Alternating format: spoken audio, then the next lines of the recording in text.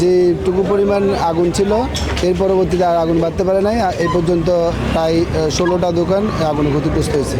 আমরা 40 মিনিটের মধ্যে আগুন নিয়ন্ত্রণে নিয়ে আসছি।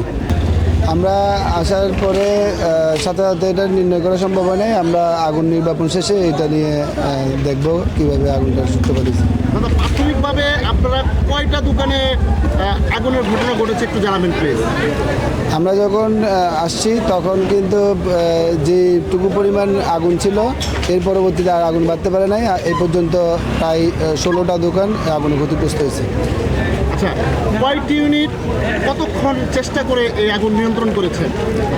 আমরা মোট 5টা ইউনিট আমাদের এখানে এই অগ্নিকাণ্ডে কাজ করছে এবং আমরা 40 মিনিটের মধ্যে আগুন নিয়ন্ত্রণে নিয়ে আসছি।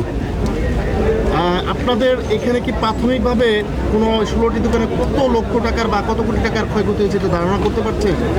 আমরা এই ব্যাপারে ওইটা পরবর্তীতে মানে প্রাথমিক তদন্ত করে জানতে পারবো। এখনও পর্যন্ত আমরা জানতে পারি না, কারণ দোকানের মালিকরা এখনও সবাই উপস্থিত নেই। আমি একটু বলি একটা জিনিস বলি, আপনারা কখন জানতে পেরেছেন? আমি বলি কখন জানতে পেরেছেন, কতক্ষণে পৌঁছেছেন, কতক্ষণ সময় লেগেছে, কি কি দোকান ছিল, কয়টা দোকান ছিল এবং সর্বশেষ এইখানে ক্ষতি করবে কি একটু এক বাক্যে।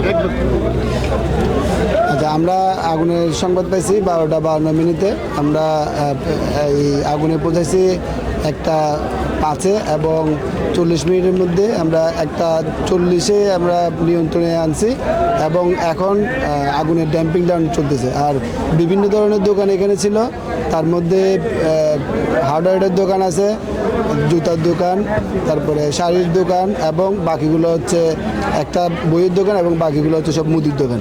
মোট 16টা দোকানে আগুনটা ছড়াইছে। ক্ষতির পরিমাণটা এখন ঠিক বলতে পারবো না। আমরা এটা প্রাথমিক তদন্ত করে দেখে তারপরে আমরা জানাবো। আপনার নাম আর পদবি? আমার নাম হচ্ছে Pranab Chowdhury, senior station officer, DPZ fire service civil station. দৈনিক আজকের বাংলা .net